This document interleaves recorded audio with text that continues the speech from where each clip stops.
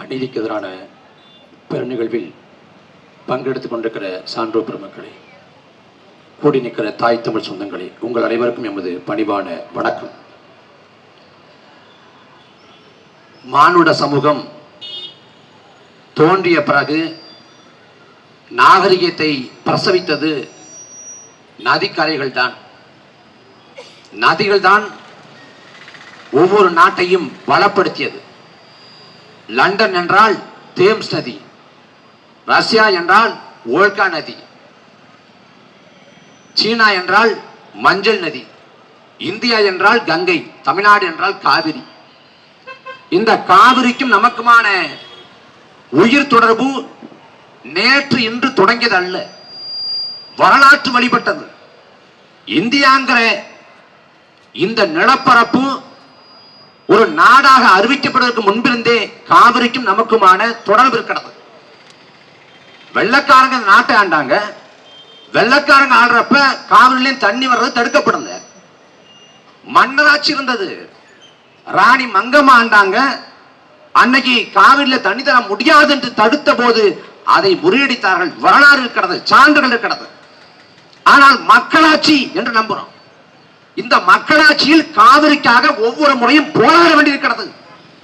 நீங்க சிந்திச்சு பாருங்களேன். பேச்சுவார்த்தை மூலமாக தீர்க்க முடியாது என்று முடிவு செய்து விட்ட பிறகு தண்ணீர் தகராறு சட்டத்தின்படி காவிரி நடுவமன்றம் அமைக்கப்படுது. காவிரி நடுவமன்றம் அமைக்கப்பட்டு இடைக்கால தீர்ப்பு 90களில் வருது. அதுல 204 205 டிஎம்சி தண்ணி கொடுக்கலாம் அப்படின்னு முடிவு பண்றாங்க. அப்புறம் காவிரி நடுவமன்றத்தோட இறுதி தீர்ப்பு வருது. அது 192 டிஎம்சிங்கிற அளவு குறைக்கிறாங்க. கடைசியாக அதையும் குறைச்சி 177.25 அப்படின்னு அதையும் குறைத்து விட்டது. இந்த குறைக்கப்பட்ட இந்த அளவை கொடு என்று கேட்டு போராடினால் ஆளக்கூடிய அரசுகள் அதை பெற்றுக் கொடுப்பதில்லை. மத்தியில் காங்கிரஸ் ஆண்டாலும் சரி, பாரதிய ஜனதா ஆண்டாலும் சரி, தமிழ்நாட்டை திமுக ஆண்டாலும் சரி, அதிமுக ஆண்டாலும் சரி, காவிரியில் தண்ணி வராது. நீங்க சிந்திச்சு பாருங்களேன். உலகத்தின் மிக நீளமான நதி நைல் நதி. அது 10 நாடுகளிடையே ஓடுது. அதே போல மத்திய ஐரோப்பாவில் டானியூப் நதி, அதுவும் 10 நாடுகளை கடந்து ஓடுது. எங்கேயும் அணை கட்டி இன்னொரு நாட்டுக்கு தரமாட்டேன்னு தடுக்கல. ஆனா அருகாமையில கர்நாடகாவில் குடகுங்கிற பகுதியில் பிறந்து இந்த பக்கம் தாழ்வான பகுதியாக இருப்பதால் தமிழ்நாட்டை நோக்கி ஓடி வந்து கடல்ல கலக்குது. இயற்கையோட ஓட்டம் இது. இந்த இயற்கையின் ஓட்டத்தை தடுத்து தமிழ்நாட்டுக்கு தர முடியாதுங்கிற மேலாட்டில் தடுப்பணை கட்டி நாங்க முற்ற முழுதாக காவிரி ஆற்றை எங்களுக்கு சொந்தமாக்குவோம். என்ன பிரச்சனைன்னா, இந்த காவிரி உரிமை காவிரி சிக்கல்ங்கிறப்ப தஞ்சாவூர், திருவாரூர், நாகப்பட்டினம் இந்த 3 மாவட்டங்கள் போராடினா போதும் நினைக்கிறோம். இதுதான் காவிரி டெல்டா மாவட்டங்கள் அழைக்கப்படுது. இந்த காவிரி டெல்டா மாவட்டங்கள்னு தமிழ்நாட்டில் 3 மாவட்டங்கள் இருப்பது போலவே கர்நாடகாவிலும் மாவட்டங்கள் இருக்கு. மாண்டியா, மைசூரு, பெங்களூரு, சாம்ராட் நகர், ஹாசன், இதெல்லாம் அங்க உள்ள காவிரி டெல்டா மாவட்டங்கள். ஆனா அங்க காவிரி சிக்கல் எங்காவது ஒட்டுமொத்த கர்நாடகம் போராடுகிறது. ஆனா தமிழ்நாட்டில் காவிரி சிக்கல் என்றால் 3 மாவட்ட பிரச்சனையாக குறுகி நிற்கிறது. இந்த இடத்தில் தான் தோத்து போனோம். இந்த இடத்துல தோத்து போனோம். அப்ப இது 3 மாவட்ட சிக்கல் இல்ல, ஒரு தேசியத்தின் உயிர் பிரச்சனை. காலம் காலமாக நமக்கும் காவிரிக்கும் இருந்த உயிர் தொடர்பை கர்நாடகா அறுக்கிறது. அதை காங்கிரசும் வேடிக்கை பார்க்கிறது, திமுகவும் வேடிக்கை பார்க்கிறது, பாரதிய ஜனதா வேடிக்கை பார்க்கிறது. இந்த கொடுமையை எங்க சொல்லி தொலைக்கிறது? நாம் எத்தனை போராட்டங்களை முன்னெடுப்பது? என்னை போன்ற பிள்ளைகள் பிறப்பதற்கு முன்பிருந்தே எங்கள் ஐயா மணியரசன் தொடர்ச்சியா போராடுறாங்க, போராடி கொண்டே இருக்கிறாங்க. ஆனா இன்னைக்கு வரைக்கும் ஒரே ஒரு முறை கூட காவிரியில கேட்ட தண்ணியை கொடுத்தது இல்லை. உச்ச நீதிமன்றம் சொன்னாலும் சரி, காவிரி நடுவமன்றம் சொன்னாலும் சரி, நான் தண்ணி தர முடியாது அப்படின்னு சண்டித்தனம் பண்றேன். 91ல காவிரி நடுவமன்ற இடைக்கால தீர்ப்பை அமலாக்கம் செய்ய சொல்லி போராடிய போது கர்நாடகம் இனக்கலவரம் கட்டவிழ்த்துடப்பட்டது. நூற்றுக்கணக்கான தமிழர்கள் கொண்டொழிக்கப்பட்டார்கள். தமிழ் பெண்கள் பாலியல் வன்கொடுமைக்கு உள்ளாக்கப்பட்டார்கள். 2015-16 காலகட்டத்தில் காவிரி உரிமை கேட்டு போராடினால் கர்நாடகை வாழ்ந்த தமிழர்கள் அடிச்சு தாக்கப்படுறான். தமிழ்நாட்டை சேர்ந்த கேபியின் அரசு பெருந்து 50 பேரும் தீக்கிரையாக்கப்படுது. இதை எப்படி சகிச்சு கொண்டு கடந்து போக முடியும்? அடைந்தால் தாழ்நாடு, அடையாவிட்டால் சுடுநாடு என்றார்கள். இல்லாத நாட்டை அறிவோம் என்றார்கள். ஆனா இருக்கிற உரிமையை பெற்றுக் கொடுக்க துப்பு இல்லை. காவிரி நமக்கு இல்ல, முல்லை பெரியார் நமக்கு இல்ல, பாலார் நமக்கு இல்ல, கச்சத்தீவு நமக்கு இல்ல, எந்த உரிமையும் நமக்கு இல்லை என்கிற நிலை உருவாகிவிட்டது. தமிழர்கள் கிளர்ந்தெழுந்து போராடணும். போராட்டம் ஒன்றுதான் இப்போது இருக்கிற தற்காலம் இருக்கக்கூடிய ஒரே தீர்வு. ஆச்சரியார்த்தை பிடிக்கிற வரை நாம் போராடி அழுத்தம் கொடுத்து நெருக்கடி கொடுத்துதான் சாத்தியப்படுத்த முடியும்.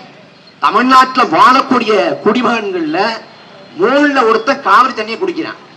சென்னைக்கு காவிரிக்கு என்ன சம்பந்தம் கேட்கிறான்? சென்னைக்கு தண்ணி கொடுப்பது வீராணம் ஏரி.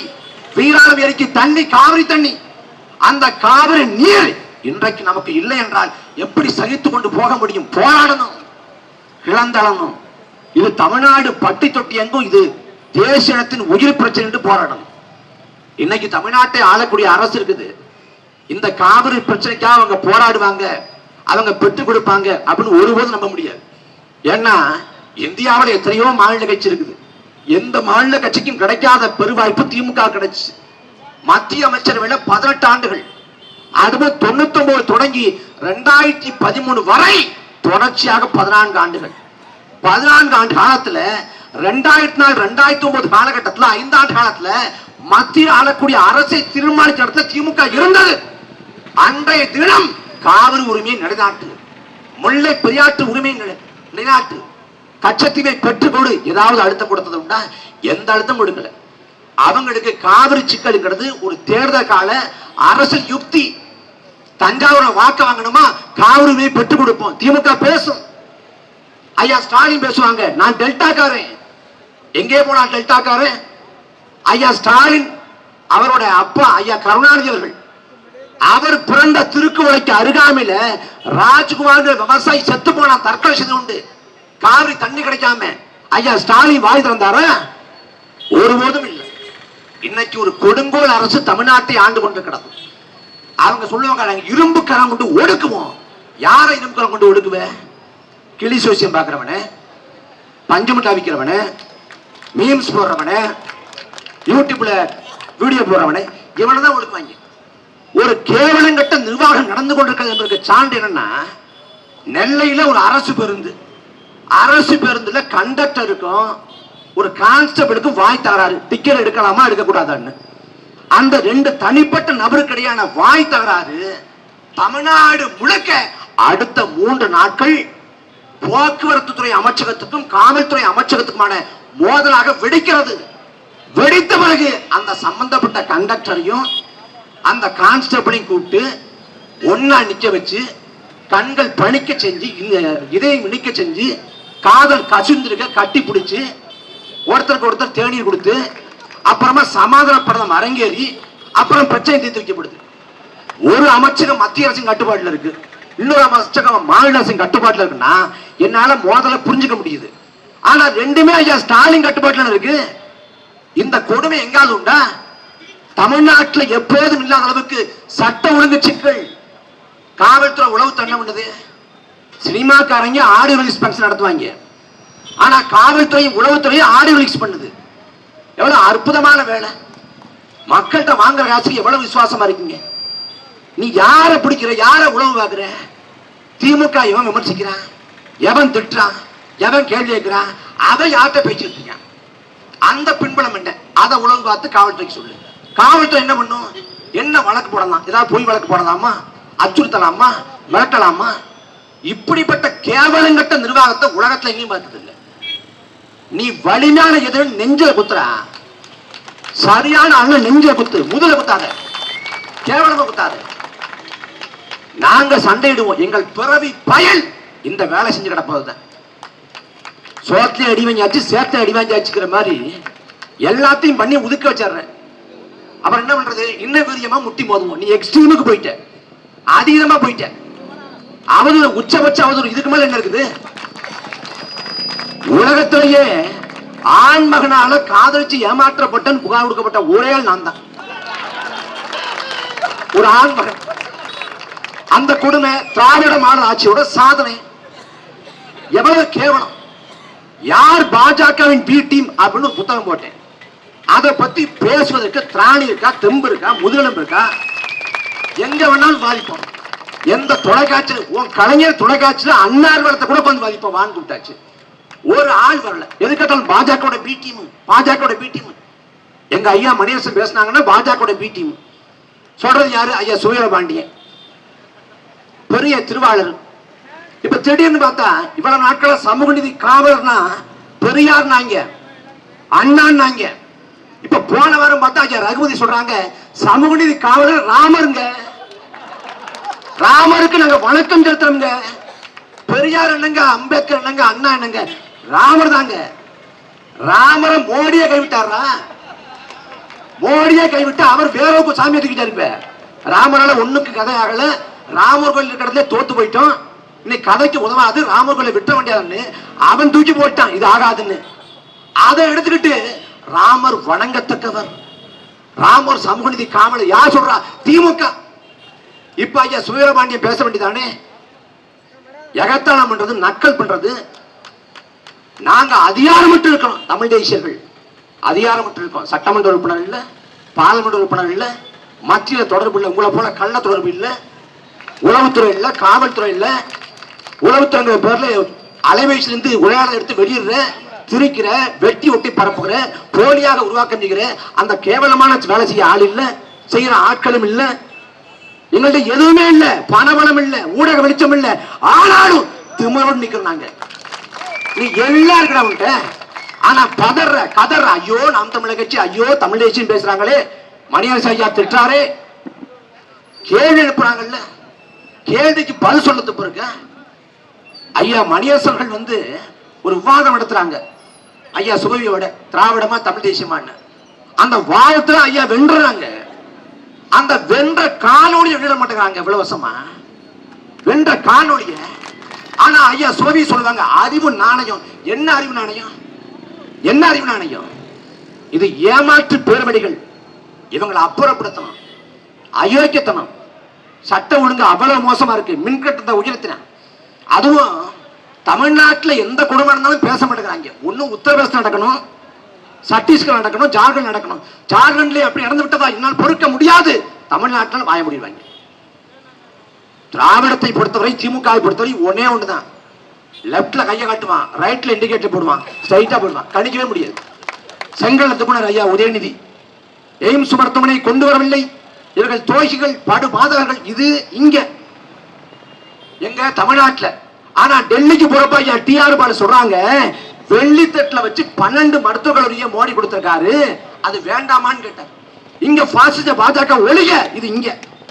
டெல்லி போனா ஸ்வீட் எனிமீஸ், இனிமையான எதிரிகள் யாரு? பாரதிய ஜனதா.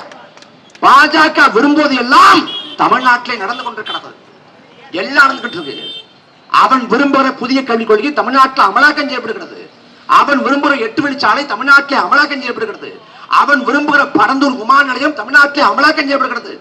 நீ எதுக்குறியா? உண்மையிலேயே அம்பானி அதானிக்காக நாட்டை சூறையாடி விட்டார் மோடி. யார் சொல்றா? ஐயா ஸ்டாலின். அதானி போன வாரம் வந்தாரு சித்தரஞ்சன் சாலைக்கு. எதுக்கு வந்தாரு? அதாவது பானிபுரி வாங்கி வந்தாரா? சித்தரஞ்சன் சாலையில் ஐயா ஸ்டாலின் வீடு இருக்கிறது.